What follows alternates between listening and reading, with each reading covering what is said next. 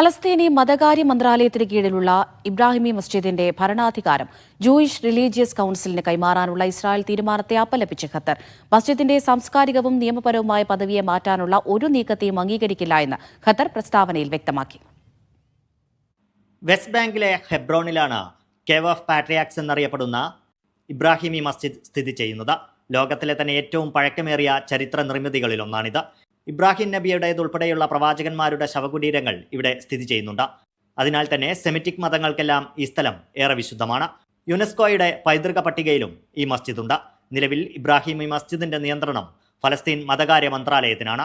ഇത് മാറ്റി Jewish religious കൗൺസിലിന് അധികാരം നൽകാനാണ് ഇസ്രായേൽ നീക്കം. ഇത് അംഗീകരിക്കില്ലെന്ന് ഖത്തർ വ്യക്തമാക്കി.